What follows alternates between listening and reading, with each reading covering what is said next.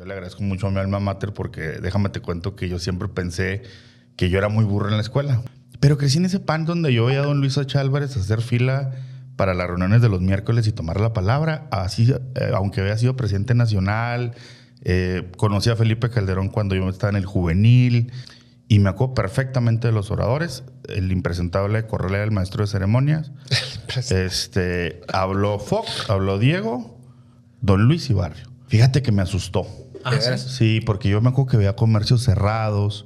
Yo le digo con todo respeto, hagamos una autocrítica, gobierno y empresarios. Bienvenidos a Diálogos por Chihuahua, un espacio de conversación plural y propositiva, donde conectamos con quienes toman decisiones que impactan a nuestro estado. Desde Coparmex Chihuahua, impulsamos estos encuentros con el objetivo de abrir el diálogo, conocer visiones, contrastar ideas y construir juntos el bien común. En esta ocasión, nos acompaña Alfredo Chávez, diputado local en el Congreso del Estado de Chihuahua. Con formación en Derecho y experiencia en el ámbito legislativo, ha participado activamente en el análisis y discusión de iniciativas relacionadas con el desarrollo institucional, el marco jurídico y la vida pública del Estado. Nos acompaña también Jorge Treviño, presidente de Coparmex Chihuahua, y Gabriel Treviso, vicepresidente de Coparmex Chihuahua. Les damos la bienvenida a este nuevo episodio de Diálogos por Chihuahua. Alfredo, qué gusto que nos acompañes en este episodio de Diálogos por Chihuahua. Bienvenido. Hombre, gracias a ustedes por la invitación y pues un gusto estar con ustedes. No, sí, mucho gusto verte de vuelta. No, gracias a ustedes. Oye, y para arrancar, pues queremos conocerte mejor. Entonces, a ver si nos puedes dar como una breve historia de tu vida. ¿Dónde naciste? ¿Dónde estudiaste? ¿Y qué fue lo que te motivó a entrarle a este deporte extremo de la política? Pues fíjate que yo nací aquí en Chihuahua un 15 de noviembre del 83 en el Palmore, pero a los 2 días me llevaron a un pueblo que se llama Temosas, chico, un municipio donde es originaria mi mamá. Mi papá evidentemente era maestro de allá, en paz descanse, mi mamá maestra jubilada. Y luego como a los 7 años, ya casi 8, regresé aquí a la capital y pues me aventé la primaria, la secundaria, la prepa y casi toda la carrera porque yo trabajaba en el Congreso aquí local y me invitaron a trabajar a la Ciudad de México. Me fui casi 6 años, me fui al CEN del PAN, a Cámara de Diputados, estuve en algunos trabajos, todos en la función pública. Estudié Derecho en el TEC de Monterrey. Yo le agradezco mucho a mi alma mater porque déjame te cuento que yo siempre pensé que yo era muy burro en la escuela. Mi sueño realmente no es la política, mi sueño la abogacía era mi tercera opción. Quise ser futbolista, no me quebré la rodilla, no, la verdad. Nomás no la armaste. Nomás no me quedé y me la quebré pues hace como 2 años, ¿no?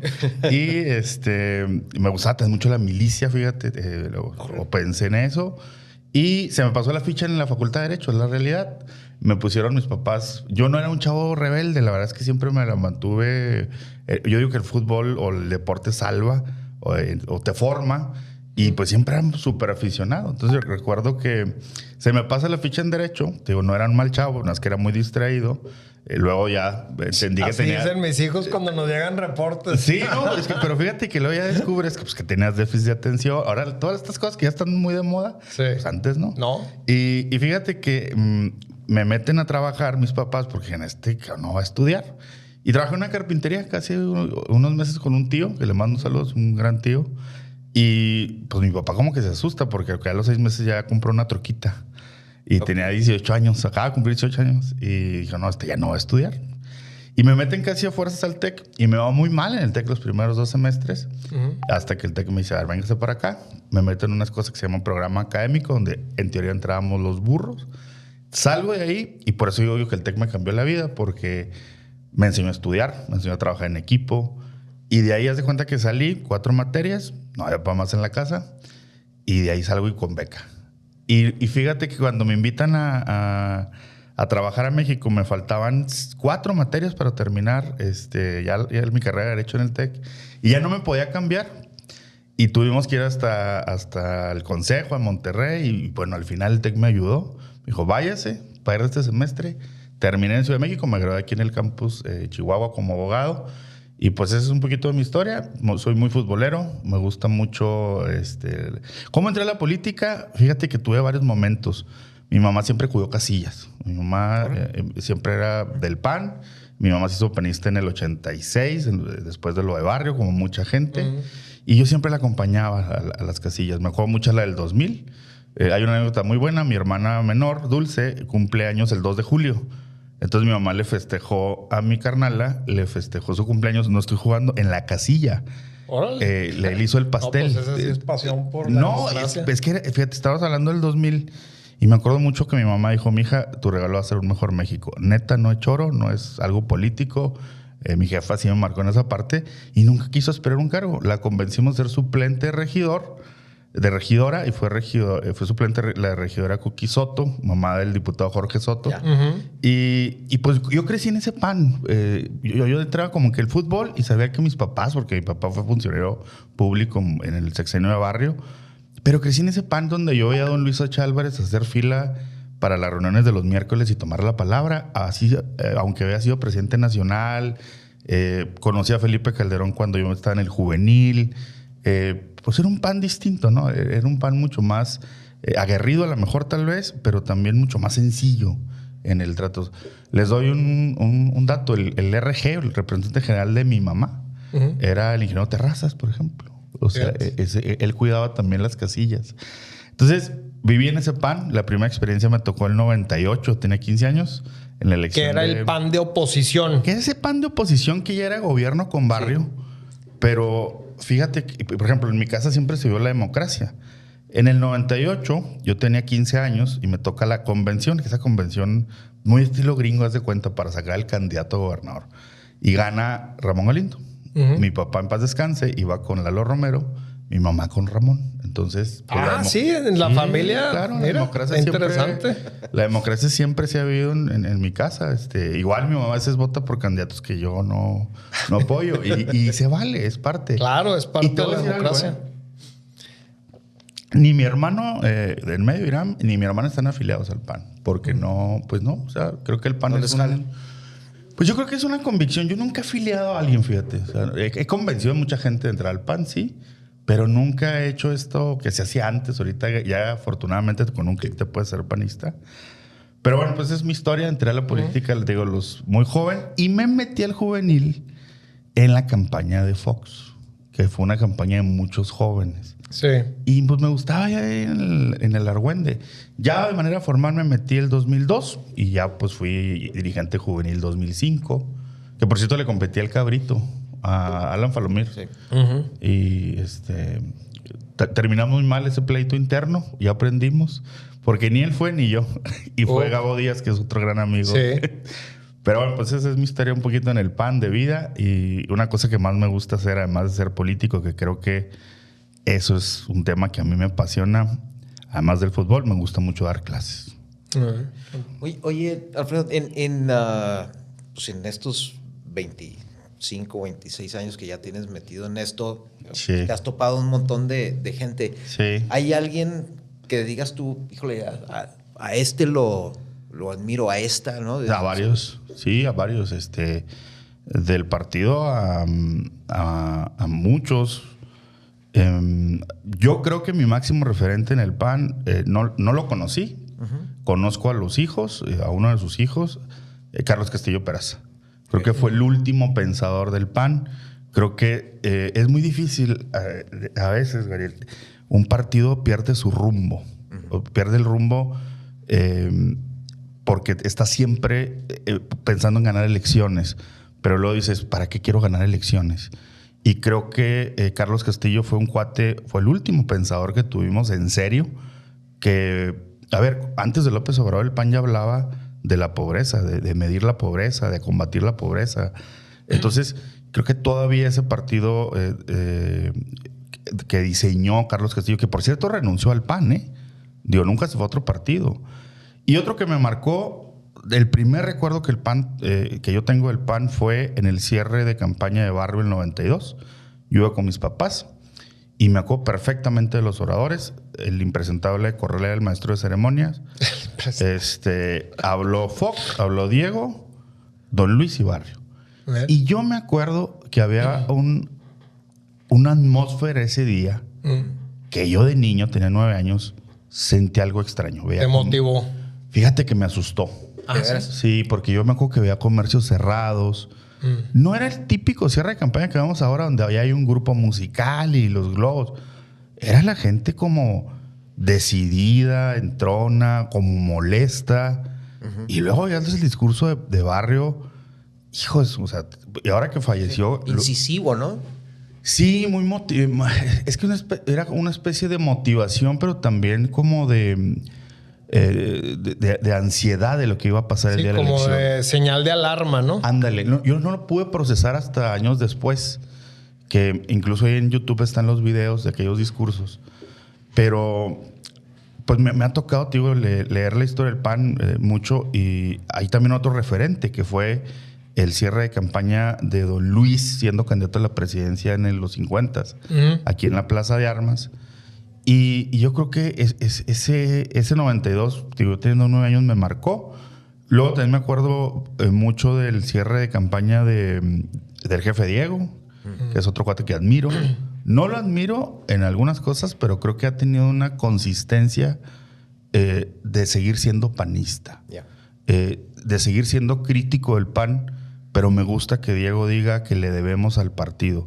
Yo sí me considero un hombre de partido, no un radical del partido, porque creo que los partidos somos parte de una sociedad y tenemos que tener diálogo. O sea, don Luis era un cuate que yo también admiro mucho, porque don Luis fue para mí un político muy efectivo.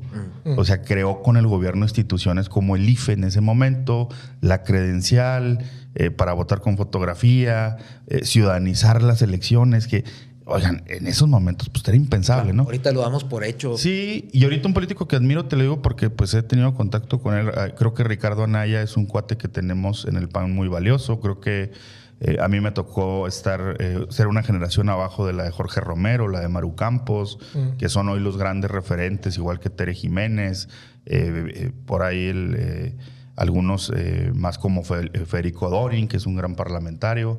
O sea, hay gente valiosa en el PAN. Y hay gente que se nos ha ido y que creo que cuando se va pierde la esencia del por qué está en política. Yo no soy tanto de la idea de que te puedas mover de partido. Yo creo que a la ciudadanía no le gusta tanto eso. Y lo estamos viendo en Chihuahua, ¿no? O sea, ahorita el PRIAN existe y yo digo, está en Morena, ¿no? Pues sí. Oye, Alfredo, ¿cuáles son tus prioridades como persona y como político? Qué buena pregunta. Y llegas a una edad, no sé si te pasa, no sé qué, yo creo que andamos los tres en los 40s, que haces un recuento de las cosas de qué has hecho y hacia dónde vas, porque pues ya estás en tu etapa adulta, tu etapa más productiva. Mi prioridad como persona es dejarle, y no creas que es choro político, yo quiero mucho esta ciudad, estoy muy orgulloso de ser de Chihuahua, del estado. Ahorita se lo decía a alguien, yo cuando viví fuera nunca perdí el acento. Y ayer me aventé la entrevista de Messi, que es uno de mis otros ídolos, no políticos, que es un cuate que admiro por su disciplina. Y hay algo bien chistoso. Messi nunca perdió su acento argentino, llegando desde niño a Barcelona. Entonces creo que los chihuahuenses tenemos un sentido de identidad. O sea, no te cae bien Hugo Sánchez, que terminó hablando como español. ¿Te acuerdas? Hugo es un gran ídolo también, pero pues es más sangronzón. A mí Messi me cae bien porque es un cuate que a los 35 años, si lo comparas con Maradona, físicamente Maradona pues ya era un boiler. Sí. Este cuate gana la Copa del Mundo ya siendo ya alguien grande. Eso te habla de una gran disciplina. Y eso hay que admirar. Y creo que... ¿Y por qué lo admiro? Pues porque es un tema de que nuestra sociedad, el tejido social está tan normalizada la violencia, el quererte ser rico rápido, la cultura del narcotráfico. Y de repente tienes a estos referentes como un Messi, un Checo Pérez, pues que son ídolos sanos. Entonces, ¿qué quiero como persona? Créeme que no es choro, quiero un Chihuahua que a todo el mundo le vaya bien. Creo que podemos lograrlo porque tenemos 3 condiciones. Una actitud distinta ante la vida. Creo que el chihuahuense tiene esa actitud. Y como político, la política creo que es para influir en la vida de las personas para bien. Y yo creo que puedo yo servir a la sociedad, a Chihuahua, a México, desde lo poco o mucho que sé, también con mucha responsabilidad. Y creo también que la política es un deporte muy rudo, pero que se juega en equipo. Y a veces eso, fíjate que yo me cae gordos, así lo digo. Hay una frase buenísima de Carlos Castillo. Me caen gordos los políticos que les encanta el spotlight. Les voy a hacer una confesión. Yo soy muy penoso para las fotos o para... las cámaras, ¿sí? Te lo juro. Y me gusta hablar en público, me encanta la tribuna, pero salgo de ahí y digo, ay, que un estudio de fotos y que el espectacular, la neta me da pena. No pena, pero pues no. Si no es lo tuyo, no te sientes a gusto. Es que hay una frase de Carlos Castillo bien matona que me gusta mucho, que se la receto a los chavos del PAN. Les digo, la política, decía Carlos Castillo, es para la reflexión y la acción, no para los reflectores. Ya hay otro cuate que admiro mucho en política, que lo he leído mucho, que es Winston Churchill. Me acaban de regalar el diario de Winston cuando fue de corresponsal de guerra a Sudáfrica. Pero este cuate tenía una frase buenísima que decía que los hombres, en ese contexto, antes de la Segunda Guerra Mundial, cuando iba a entrar al gobierno, dice Churchill que los hombres de hoy en día quieren ser importantes y no útiles. Y contestando tu pregunta en concreto, yo quiero ser útil, no importante. Y más allá de esta, o sea, de cómo te ves a ti como político, o sea, si volteamos a ver a Chihuahua, la ciudad y al estado, ¿qué te ocupa ahorita? O sea, ¿qué es lo que te quita el sueño de nuestro estado, no? A ver, te lo digo tal cual. Me ocupan o me preocupan tres cosas. Primero, la seguridad. O sea, a ver, el tema de la seguridad es un tema que hemos normalizado, que ustedes, a mí afortunadamente, gracias a Dios, a nuestro trabajo, a la vida, nos ha permitido viajar o estar en otras partes del mundo. Y lo primero que la gente te pregunta es, ¿cómo puedes vivir ahí? ¿O qué tan peligroso es México? Porque en el mundo estamos así. O sea, a ver, no es normal la violencia que vivimos. No es normal que tengamos 15 años con esta tasa de homicidios. Entonces, ¿qué me preocupa a mí? El tema de la seguridad. Y yo, fíjate que te voy a ser bien honesto, yo he madurado mucho ese tema y yo soy el primero en decirlo. Puedes constatar en las intervenciones en tribuna que debemos de dejar de partidizar la seguridad. ¿De quién es problema la seguridad? Del Estado mexicano. Y eso incluye los 3 niveles de gobierno, y eso incluye todos los partidos políticos, y eso incluye todas las instituciones del gobierno. Y creo que ha gobernado el PAN, ha gobernado el PRI, ha gobernado Morena, y no hemos podido dar con la seguridad. Yo sí creo que la presidenta de la República, yo sí quiero que le vaya bien al presidente en materia de seguridad. A mí me gustó lo de Harfuch, me gusta lo que hicieron con el tema de aplicarle la ley al Mencho. Me gusta que el Estado mexicano no se doblegue ante el crimen organizado. Pero ¿qué tenemos que hacer de este lado, a lo mejor desde un municipio como Chihuahua? Pues tenemos que apostarle muchísimo al tema de prevención y tejido social. Y no es políticamente correcto. Ahí te van algunas cifras. Me decía la fiscal de la FEM, de la Fiscalía de la Mujer, tengo casi 11,000 carpetas de violencia familiar. Eso es lo que se denuncia. Sí. O sea, vivimos todavía en un contexto de violencia durísimo. El 38% de los hogares de este municipio lo mantiene una mujer trabajadora y todavía sufre violencia. Y si vieron la última encuesta nacional contra las adicciones, se nos disparó el consumo. Entonces, vivimos en un Chihuahua como que algunos en alguna burbuja, pero ese Chihuahua está ahí, ese Chihuahua violento, no color de rosa, y tenemos que atacarlo desde el gobierno, pero no va a alcanzar desde el gobierno. Tenemos que actuar con las iglesias, con ustedes los empresarios, con la sociedad civil, y también creo apostarle mucho al tema educativo. Creo que ahí está la clave. ¿Qué otra cosa me preocupa? Que la ciudad no sea para todos. ¿Y qué me refiero con esto? Que la ciudad la padecemos y la disfrutamos todos. Ustedes van a coincidir conmigo que hace 10 años no hacíamos las horas de tráfico que hacemos ahorita. Y si te pones a ver a una persona que anda en transporte público, pues a lo mejor sus traslados son de 2 horas a su trabajo. Entonces, creo que eso tenemos que empezar a ver el Chihuahua, no de 3 años, de los próximos 15 años. ¿Y qué otra cosa me preocupa? El Chihuahua, que no se nos quede atrás en el tema de inversión e innovación. somos una ciudad de las 5 mejores para vivir, tenemos muy buenos índices en muchas cosas, pero creo que tenemos que dejar de pensar solo en el contexto nacional y entender que somos una ciudad con potencial binacional de entrada, teniendo la primera economía del mundo. Yo no creo que sea China, creo que sigue siendo Estados Unidos. Y pensar en ser una ciudad en un contexto global. Y eso implica, pues también que los empresarios, que el gobierno, que la academia empiece a mudar también los modelos económicos que tenemos en la ciudad. ¿Para qué? Para garantizar buen empleo y garantizar buenos salarios. Creo que se puede, creo que tenemos todo para hacerlo, pero creo que sí falta que los gobiernos respeten ciertos rumbos y ciertas reglas para que sean políticas públicas de manera continua. Yo no quiero criticar a Ciudad Juárez, se los juro que a mí me encanta Ciudad Juárez, pero vean la diferencia de cómo se gobierna el municipio ya y acá. Y no es de esta administración, es que el gobierno de Juárez está endeudado. Yo diría, para rescatar a Juárez necesitamos un rescate financiero de la federación, que todo lo que manda Juárez de ISR y EPS pues se le quede y se pague la deuda. Porque un municipio así, pues es inviable administrativamente hablando. A diferencia de Chihuahua, que hoy tiene muy buenas finanzas porque ha tenido buenos alcaldes, PRI, PAN. Y creo también que la gobernadora Maru, yo era regidor, conozco la administración municipal, fui vocal en la Comisión de Hacienda y en Seguridad Pública, fui secretario en el Cabildo. Entonces, creo que Chihuahua, tío, tiene este potencial. Tenemos una buena policía en términos generales, pero tenemos que ir por más. O sea, pero las finanzas de las que hablas, o sea, el que esté empobrecido la ciudad afecta directamente la seguridad. Yo hablo de Juárez. Sí. Chihuahua, sí, por supuesto. O sea, Juárez recauda más o menos 9,000 millones de pesos, Chihuahua 7,200. Pero Juárez es, pues, ¿qué te gusta? Tal vez... Sí, el doble. El doble de casi tamaño. doble. Sí. Entonces, Juárez tiene un gran problema de desarrollo urbano. Chihuahua, tenemos que meternos a lo que yo te decía, de una ciudad amigable para todos y accesible para todos en el tema de desarrollo urbano y empezar a tomar decisiones. Yo le digo con todo respeto, hagamos una autocrítica, gobierno y empresarios.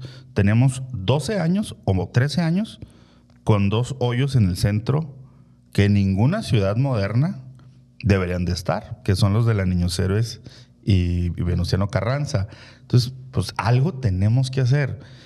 Yo creo, insisto, que el político deja de ser un político electoral cuando empieza a pensar en el futuro. A largo plazo. A largo plazo. Y convences del modelo a los demás, incluso a los de oposición.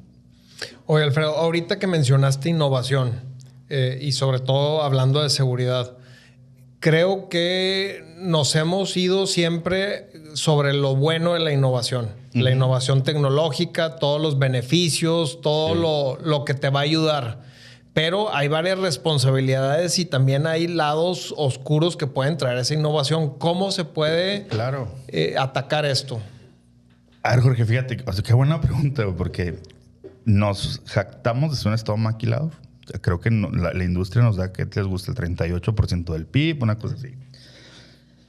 ¿Quién ha medido el impacto social? O sea, si realmente lo hemos medido, yo creo que también hay que empezar a ver qué impacto social va a traer toda esta innovación, las nuevas tecnologías. Hoy nosotros como legisladores, como gobierno, por ejemplo, teníamos, y lo comentábamos antes de entrar ya al aire, tenemos el reto, por ejemplo, de legislar delitos con inteligencia artificial. Claro. Tenemos el reto ya enorme que nos estamos quedando cortísimos. Es que a veces es muy desesperante porque los tiempos de la política son muy lentos y la innovación y la tecnología va corriendo a otro ritmo. Sí. Yo te digo, ¿por qué no pensar en innovar en las elecciones de referéndum, plebiscitos, en mecanismos de participación por la vía electrónica? O sea, claro que se puede. ¿Por qué no pensar en una ciudad con movilidad y con inteligencia artificial? Pues ese es el ideal, porque ahorita realmente los semáforos se nos caen, no tenemos la semaforización. Pero yo creo que tenemos que seguirle apostando a la innovación, sí, pero midiéndole el costo social. O sea, creo que hay un costo social que tenemos que medir. Fíjate que ahorita que decías del costo social del modelo maquilador, que es un modelo de los 70s. Sí. Yo lo relaciono con lo que decías, ahorita, que debías, que el partido, cualquier partido, debería irse moviendo con la sociedad. Pues la realidad es que lo mismo sucede con estos modelos de innovación, porque el modelo maquilador en su momento trajo un beneficio social, pero si no nos ajustamos, ahí es donde pues ya empieza a superar el costo al beneficio. Tienes que ir adaptándote a la realidad. Sí. Claro, y poniendo, por eso me gusta el PAN, porque nuestra ideología es poner siempre al centro a la persona. Y eso, hables del modelo económico y del modelo gobierno. Miren, no es cebollazo, o sea, no crean que es por quedar bien, pero ustedes lo han medido en otras ciudades. Son muy pocas las ciudades que tenemos un empresariado altamente responsable y eficaz. Por ejemplo, modelos como la FECHAC, ¿en qué estado están? En muy pocos y en varios de los que han entrado ya no lo pudieron. Ya no está mal, a lo mejor, sí. ¿no? Entonces, Y no de ese tamaño. Y no de ese tamaño. Y más, o fíjate, te doy otro ejemplo. Y vuelvo a insistir, no crean que es porque quedar bien y porque ando con una aspiración. Vean el modelo que tiene. Yo fui al Consejo Consultivo de Vialidad, que tiene 30 años el Consejo Ciudadano. ¿Qué falta? Pues darle dientes. ¿Por qué? Porque el ciudadano se tiene que meter también en las decisiones del gobierno. El político no lo sabe todo. Y creo que también la política hoy cada día se ha vuelto más profesional. O sea, creo que ya no podemos esperar que el político sea este cuate que arrastre masas y sea un gran orador. No, el político tiene que ser alguien que resuelva los problemas de la gente, la seguridad, la luminaria, la luz. Decía Giuliani, el alcalde de Nueva York, que la democracia no servía si no pasaba la basura, si no llegaba la policía a tiempo. Sí, las cosas básicas. Cosas básicas, hombre. O sea, yo creo que esa es la verdadera política. Entonces, yo creo que tenemos en Chihuahua una generación de políticos con ciertas habilidades en la administración pública, en la política, pero también empresarios con una visión social fuerte y también algo muy importante. El capital humano que tenemos en la academia es impresionante, ¿eh? O sea, tenemos investigadores, buenas universidades. Tenemos muchas cosas que otras ciudades no tienen. Por eso vuelvo a insistir, yo hablo del tercer escalón de Chihuahua. De irnos a una visión. A mí me molesta que digan que Chihuahua es un rancho, no porque yo soy de rancho, pero es una ciudad. Vean la mancha urbana que tenemos, una población de casi 1 millón de personas. Esta ciudad necesita resolver muchos de sus problemas que tiene toda gran metrópoli. Entonces, Chihuahua para nada es un rancho. Cuando viene gente de fuera, amigos míos que los llevo... Es lo que te iba a decir, es una falacia que tiene la gente de que Chihuahua debe ser un rancho, pero cuando vienen, no me ha tocado a mí traer a alguien que no se vaya sorprendido. Se sorprende. Yo tengo compas del partido y así de algunas cosas que vienen de la academia. Y dice, cabrón, Chihuahua está... Se tenía 10 años sin venir, güey. O tenía 15 años que no venía a Chihuahua. Y es un cambio drástico. No, pues oye, vas o sea, dices, ay, está fuerte. Pero creo que necesitamos dar ese tercer paso porque todavía no somos Querétaro y no somos Mérida. ¿A qué me refiero con esto? Querétaro tiene una gran inversión, ustedes lo saben, y Mérida tiene una gran seguridad. Por cierto, las dos gobernadas por el PAN. De hecho, se da paso. Sí. No, y llega un momento en donde también hay que comenzar a tejer fino, ¿no? O sea, ahorita que decías de la movilidad, pues digo, a mí que me toca ir en las mañanas ahí por la Vialidad Sacramento, pues va llena en los dos sentidos. Sí, o sea, sí. Quiere decir que... Es suficiente, güey. Pero eso a lo que me lleva es, tienes a la gente viviendo en un lugar distinto en el que trabaja, o lejano al trabajo, ¿no? Y ese por dónde entrarle, o sea, todas estas prioridades que traes... Tenemos que entrarle sin duda al tema de desarrollo urbano, que ha sido un tema, aquí es una crítica constructiva, que no hemos sido asertivos. Que en los 70s, 80s creo que quisimos un modelo de ciudad tipo El Paso, donde priorizas el carro y luego alguien viene y dice, no, vamos a una ciudad europea. Oye, pues espérame, no, de la noche a la mañana no puedes mudar a ese modelo. Que creo que la falla que tenemos ahí es que han sido planes que se van dando con cada administración a corto plazo en vez de tener un plan a largo plazo. Mira, yo cuando fui regidor me tocó Chihuahua, ciudad cercana. Y ahorita tenemos ciertos costos sociales en Chihuahua cercana, hay que decirlo. Hay un electorado que es, digo nuestro, porque esas casillas las ganamos, que dice, oye, pues es que no me gusta que me me construyeron una torre de edificios en mi casa. Pues yo vivo aquí en San Felipe. Y los vecinos tienen razón, porque Chihuahua, ciudad cercana, era en avenidas principales para llenar esta mancha urbana. En temas de desarrollo urbano creo que tenemos que hacer tenemos que respetar primero a los expertos, los que saben, pero no podemos empezar a tener un modelo para 6 años, sino tiene que ser a 15 años, porque de eso depende la viabilidad del transporte, la viabilidad del agua, la viabilidad de los parques, el traslado. Tenemos que hacer este alto en hacia dónde va la ciudad. Y ¿sabes qué? Otra cosa, Jorge, democratizarlo. Todos tienen que tener una voz en la parte de desarrollo urbano. Y luego no puede ser un freno a la inversión tampoco. Tenemos que ser muy cuidadosos con eso. Pero no vamos... Yo lo que aspiraría es hacer un poquito lo que pasa en la Ciudad de México, que hay centros urbanos. Por ejemplo, en el norte hay uno que es en la parte de Lomero y Industrias, que tienes un gran centro comercial, tiendas, cines, ¿por qué no pensar hospitales, oficinas gubernamentales? Y empezar a tener estos modelos. Ahorita que decías tú de la vialidad de la Sacramento, yo recuerdo que Juan Blanco, cuando lo inauguró el 2005, 2006 me parece, dijo, va a durar la carpeta 20 años, ¿eh?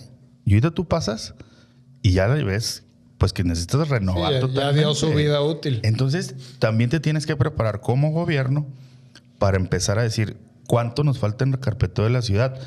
Yo recuerdo, fíjense, cuando fui regidor, todavía nos tocó lo último de Peña Nieto, que Pemex todavía donaba asfaltos a los municipios. Hoy ya no se donan asfaltos. Entonces... No, Pemex ahorita necesita que le donen. nomás en Cuba. Ahí sí donan el petróleo, ¿no? Pero sí, yo creo que es este modelo democrático, un modelo bien pensado, no a 3 años o a 6, sino a 15. Y la inversión. O sea, tenemos que invertir mucho más en infraestructura urbana. O sea, pero ya, es urgente. Creo que Marco Bonilla lo ha hecho muy bien. Creo que Maru, ustedes se acordarán cuando llegamos al gobierno, era un broncón la cantera y el periférico de la juventud, ¿no se acuerdan? Sí. Que nadie le daba el clavo. O sea, hasta que se hizo esta gasa, la cantera sigue teniendo grandes flujos vehiculares. Si te vas acá por la parte del release, tenemos que arreglar esa parte para dar mayor fluidez y que la gente no dure media hora en llegar de su casa a la escuela de los niños. Si te vas al sur de la ciudad, pues Marco se aventó esta muy buena obra para el corredor de la salida de Delicias. Pero falta mucha infraestructura todavía. Totalmente. Oye, Alfredo, pasando a otro tema también muy delicado, que es una falla que también tenemos toda la vida tratando de combatir y no se ha logrado. Según estudios, 74 de cada 100 mexicanos que nacen en la pobreza se quedan en la pobreza, no salen, no superan. Sí. ¿A qué crees que se debe esta falta de movilidad socioeconómica y qué se puede hacer para romper ese círculo vicioso? Qué buena pregunta y qué difícil respuesta, cabrón. Por eso lo metí más tarde, para que ya estuvieras como con los motores. Que agarrar confianza. Sí. Esa es la pregunta que nos tenemos que hacer todos, no nada más el gobierno. Te voy a dar un dato. No de Chihuahua, de Oaxaca. Para que veas lo diferente que somos los estados del sur al norte. No estoy minimizando Oaxaca, quiero mucho a los oaxaqueños, me encanta la ciudad. Hay una estadística de ocupación de gobiernos, de los burócratas o de gente que trabaja en gobierno. Oaxaca la tiene súper alta. Y luego, la movilidad social en Oaxaca se da mucho por el ingreso al ejército mexicano. Son de las pocas posibilidades de movilidad social. Mira, eso no me lo sabía. Sí, y esto yo lo platicaba, fíjate, con un general del ejército. Oye, le digo, ¿por qué hay tanta gente de Oaxaca? Es muy simple. Pues que aquí hay seguridad social.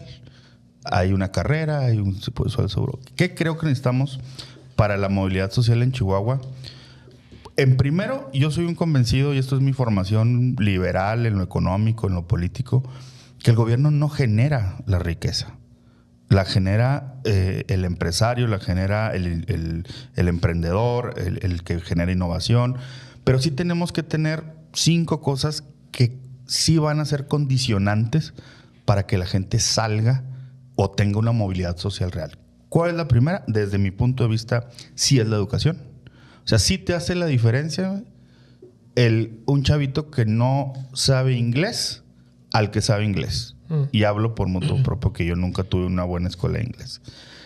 Otro tema que yo veo de movilidad social, hoy creo que estamos teniendo serios problemas en una brecha social enorme entre lo digital, los que tienen acceso a lo digital y los que no, lo vimos en la pandemia.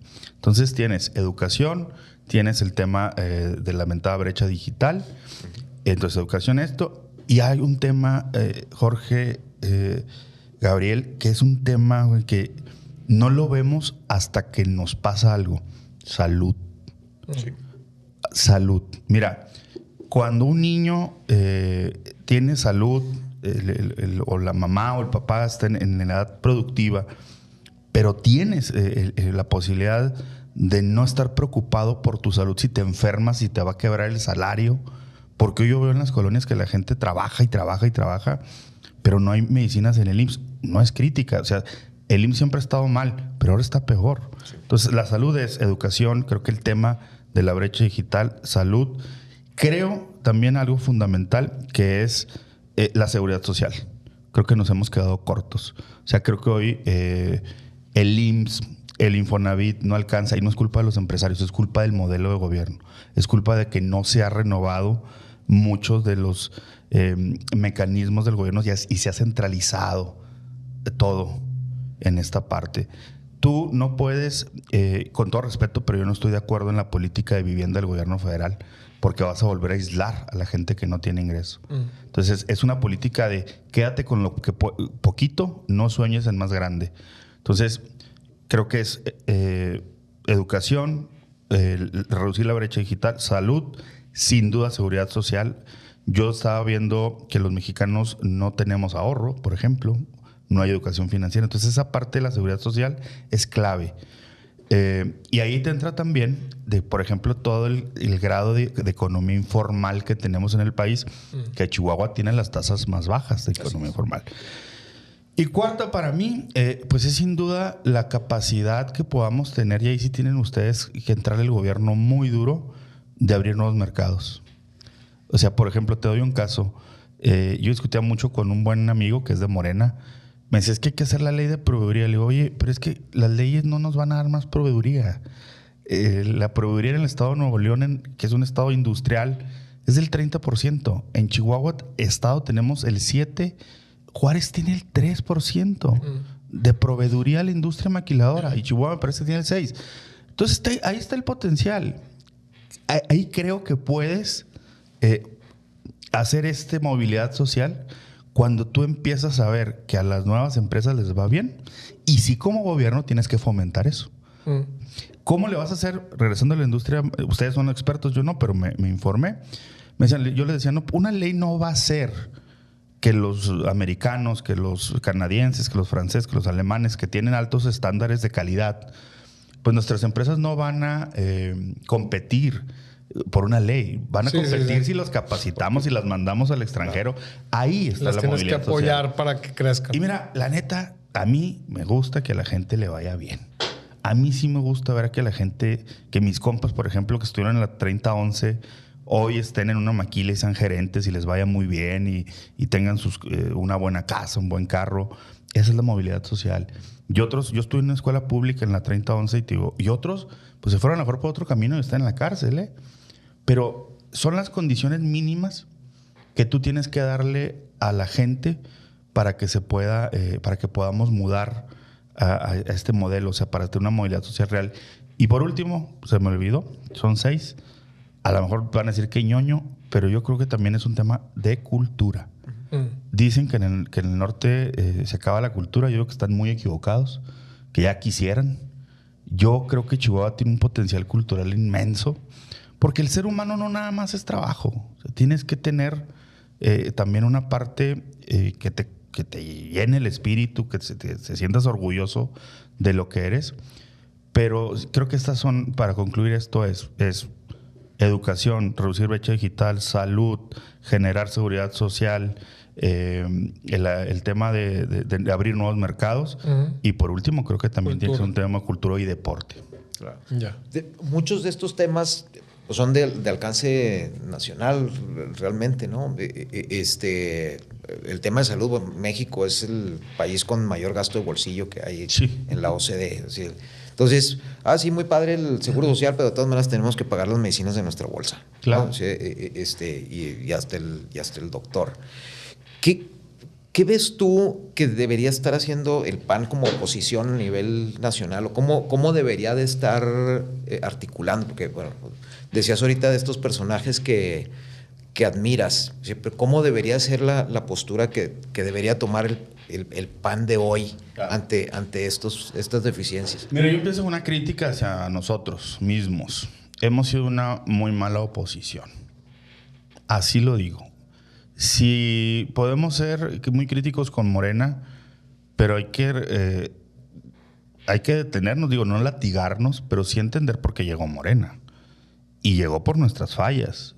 Y no hemos sabido renovarnos como partido en los cuadros y en los pensamientos. Pero algo más, Gabriel, en las soluciones. Si hoy tú me dices que el PAN, yo te voy a dar este dato, el PAN desde 2002 no cambia válgame, la proyección de principios de doctrina. Desde 2002. Imagínate lo atrasado que estamos en ideas. Si un partido no tiene ideas, no tiene soluciones.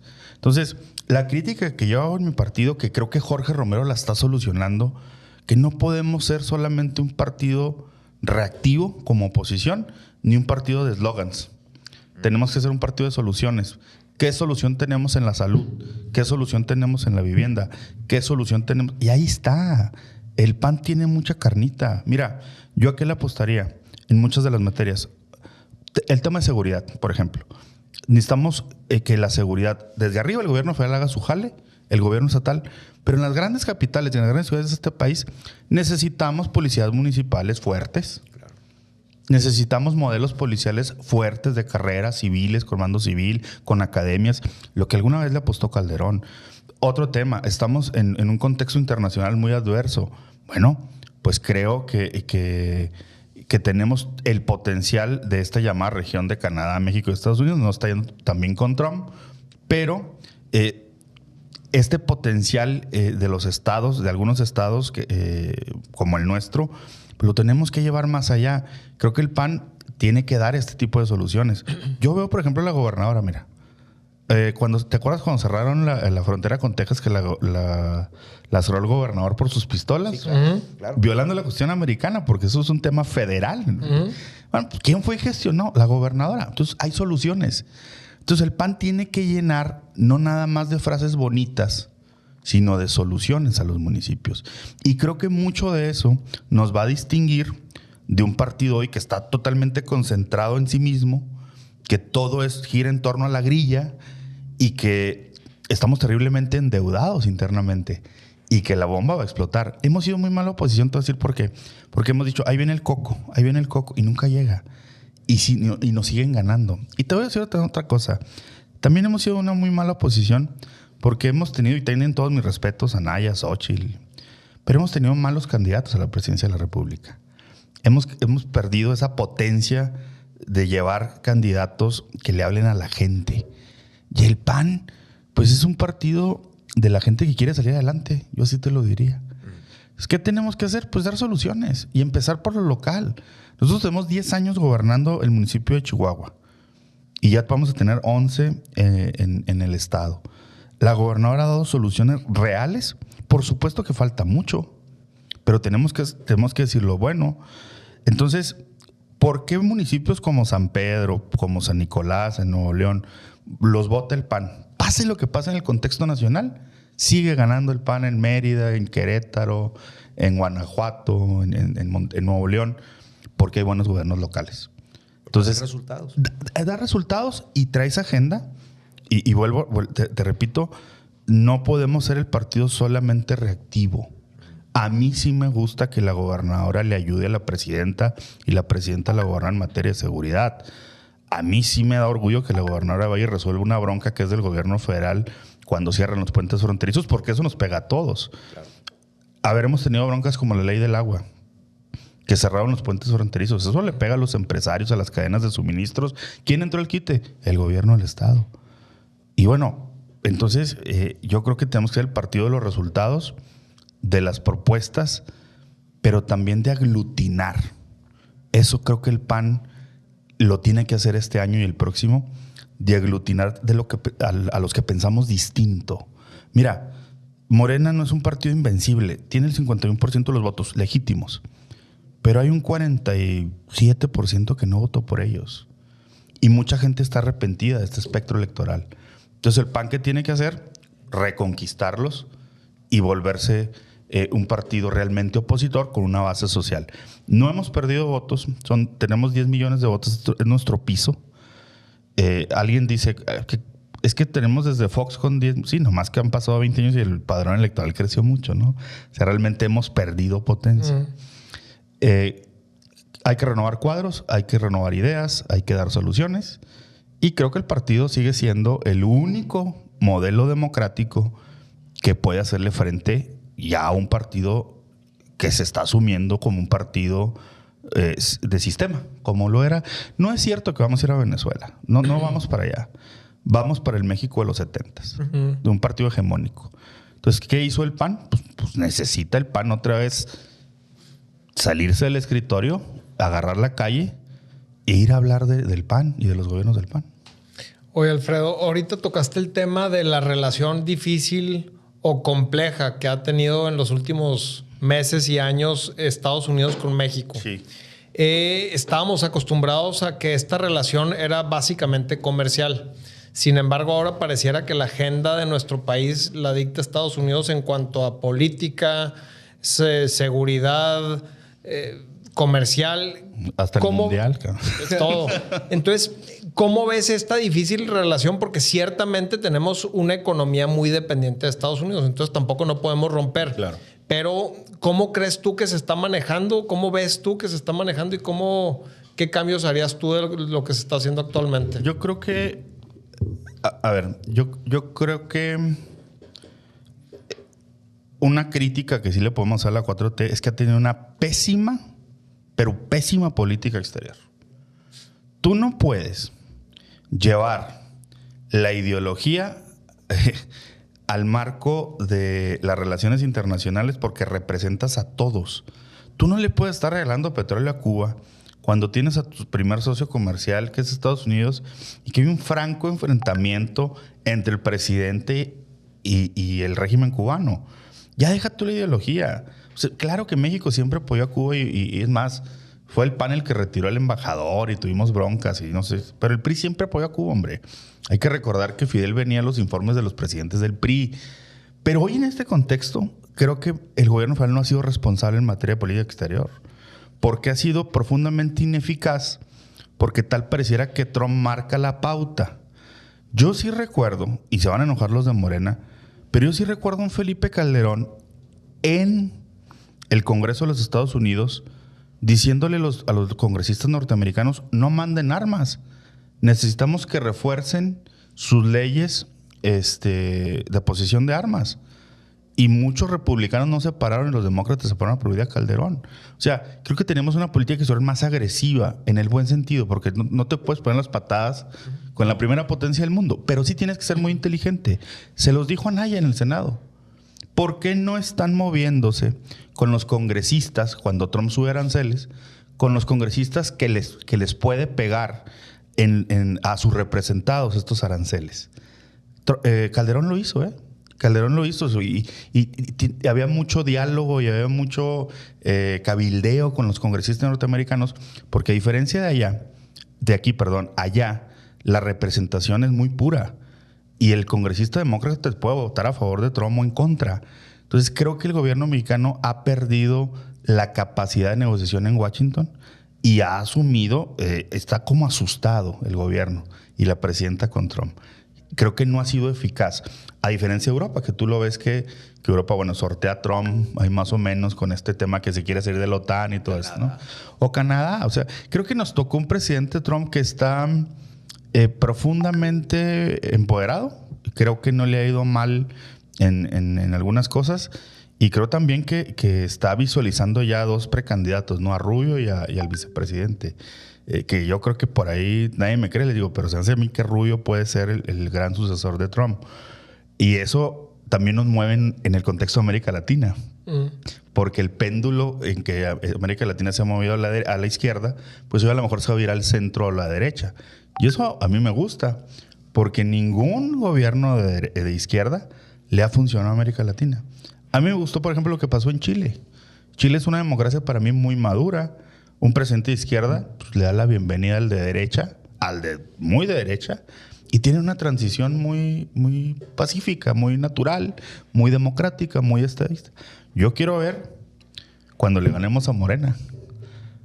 Hoy la reforma electoral está pensada para empoderarse de las cámaras y empoderarse de las mayorías, no para tener transiciones del voto popular. Entonces, cerrando tu pregunta, pues creo que veo un gobierno federal asustado, un gobierno con poca idea. Y en materia de seguridad, yo creo que también el gobierno norteamericano es profundamente hipócrita, porque los grandes capitales del narcotráfico llegan desde allá.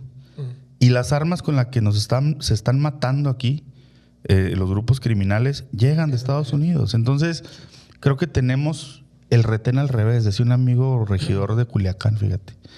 Me decía, es que es una tontería el retén. El retén lo deberíamos de poner en el otro lado de la carretera para no dejar entrar armas. Porque les estamos haciendo la chamba de no mandar droga. Pero ellos nos están haciendo la chamba de parar el tráfico de armas. Veamos. Entonces, creo que también yo soy crítico en esa parte. Yo no creo en esta payasada de la soberanía, del discurso de la soberanía, porque pareciera que están defendiendo la soberanía en los narcotraficantes. Creo en un discurso de exigirle al gobierno norteamericano la intervención desde su territorio, que pare el flujo de dólares y que pare el flujo de armas. Sí, no, pues es que es un vecino al que tenemos que atender y decías ahorita, oye, necesitamos este tema de la formalidad y todo para que haya movilidad social, es la creación de riqueza y de condiciones, y nosotros siendo el principal estado exportador, pues estamos medio obligados a hacerlo pensando en que estamos con ese vecino, ¿no? Oye, y sin seguridad no hay nada, ¿eh? Sí. O sea, sin seguridad la gente no va a venir a invertir, no, o sea, tenemos que seguirle apostando al tema de seguridad. Yo sí hago un llamado a todos los que nos dedicamos a la política a despartidizar. Podemos criticar las estrategias de seguridad, eso se vale, pero tenemos que cerrar filas. O sea, yo sí creo que la presidenta hizo bien en dejar la estrategia de los abrazos, ¿eh? Lo digo abiertamente, a mí me gusta la estrategia, no es la estrategia de los balazos, es la estrategia de que el Estado imponga la ley. De que haya justicia. Del Estado de Derecho. Del Estado de Derecho, de los que le apostamos a la democracia, a la paz. A ver, creo que este país es más que el narcotráfico, pero el Estado tiene que asumir ese papel y creo que hoy la presidenta al menos pues ha dado esos pincelazos de separarse de esa política de López Obrador, que creo de veras, y se los digo, nos hizo mucho daño, mucho daño, y creo también que tenemos hay que ser críticos socialmente hablando. Luego un político nunca le critica a la sociedad porque le tiene miedo, ¿no? De que pues, el político está acostumbrado a recibir críticas y no a criticar. Pero hay que hacer una crítica social. Estamos muy acostumbrados a la cultura del narcotráfico. Yo fíjate, como regidor, con la gobernadora siendo alcaldesa, nos criticaron mucho porque pusimos las multas de los narcocorridos. Y te digo una cosa, tal vez es inconstitucional. A lo mejor, pues ampárense. Pero yo no me arrepiento porque tenemos que combatir la cultura del narco desde todos los frentes. O sea, tú no puedes pensar que un chavito quiera ser sicario o narco porque no tiene otros referentes. O sea, en eso sí le puedo dar la razón al expresidente. Hay que atacar las causas del problema, sí, la desigualdad y la pobreza, pero también atacar la parte cultural. Sí, no es entender. Y en ese sentido, que hablas de cerrar filas, ¿qué nos dirías a nosotros los empresarios? O sea, ¿qué rol es el que crees que debemos de estar jugando nosotros? Creo que tienen que ser muy críticos. Yo creo que el empresariado tiene que ser crítico, propositivo, lo es, pero creo que no perder esa parte crítica. Creo que en Chihuahua nos cosemos aparte, o sea, hay otro contexto nacional. Chihuahua tiene un empresariado lo que es Ficosec, que es algo que yo creo que en pocos estados, no tengo yo el dato. Hay que apostarle más a la prevención, meternos al tema de prevención desde todos los frentes, y creo que ahí es donde tiene que entrar el empresario muy duro, a trabajar el tejido social con sus empleados, con sus colaboradores, porque la empresa no nada más es para no nada más para la empresa es para producir, pero también la empresa, la gente se casa con la empresa, la gente se siente parte de la empresa, y la empresa es como una gran familia. Entonces hay que tener esta visión de que tenemos que cuidar a nuestras familias y tenemos que cuidar a nuestras empresas, y más las locales. Entonces yo creo que los empresarios en materia de seguridad, pues seguirle apostando a la coordinación y a que apostarle mucho a la cultura de la paz y a exigirnos a los gobiernos la prevención. Pero ustedes entrarle también desde esta parte social. El gobierno no puede solo, ¿eh? Es más, ayer yo tuve una charla importante. El gobierno no puede ni con los... a veces ningún gobierno puede con los perritos callejeros, ¿eh? O sea, no te da la capacidad de gobierno por muchas cosas. Y ahí es donde tiene que entrar la sociedad civil. Oye, Alfredo, ya entrando al cierre, ¿algún punto que no hayamos tocado que te interese que se conozca, o con algún mensaje que quieras cerrar? Pues no, lo que ustedes indiquen, viene el 2027. Creo que viene un proceso muy interesante en la elección de candidatos de mi partido. Yo estoy aspirando, evidentemente, a la alcaldía de Chihuahua, pero lo que estamos aspirando todos, y me incluyo, es a que Chihuahua le siga yendo bien. No vamos a ser irresponsables, así lo digo, irresponsables, en que estemos viéndonos al ombligo en el partido y descuidar lo que hemos construido junto con los empresarios, la sociedad civil y los ciudadanos, que es este Chihuahua que merecemos y que necesitamos. Y también el que estamos pensando, el del futuro. Yo creo que no podemos ser irresponsables. Creo que, mira, yo tengo 23, 24 años en política, y neta no es broma, ¿eh? Nunca había visto el pan tan maduro. No sé si es una cuestión de edad, si quieres verlo así, pero también es una cuestión de entender el momento que vivimos. ¿Qué momento vivimos? Un partido muy fuerte a nivel federal, que no ha podido penetrar en Chihuahua. Un gobierno muy responsable que ha hecho la gobernadora Marco Bonilla y nuestros alcaldes. Falta, sí, muchas cosas. Hay que recordar cómo dejó Corral y Duarte el estado y los municipios. Pero creo que si nosotros nos vamos por la grilla y otra vez por el spotlight, o por lo que decía Churchill de ser importantes y no útiles, ahí vamos a perder. Entonces yo aspiro, pero siendo útil. Y me gusta más ser útil que importante. Muy bien. Pues bueno, muchísimas gracias. Alfredo. Y te vamos a invitar próximamente para tener una segunda sesión. Disfruté mucho el podcast y bueno, pues un saludo a todos los empresarios de Coparmex. Gracias. Muchas gracias. Gracias por acompañarnos. No, hombre, ustedes. Mi franquicia en algún momento quebró, no por esto, pero bueno, no tuvo tanto éxito. Pero el chihuahuense es resiliente y el chihuahuense sabe salir adelante coordinándose con los diferentes sectores. No hay forma. Si no lo haces así, no hay forma. Pero ahora es muy grosero el término en cómo se da. Sí cuesta mucho trabajo abrirte paso, sobre todo en el ámbito político.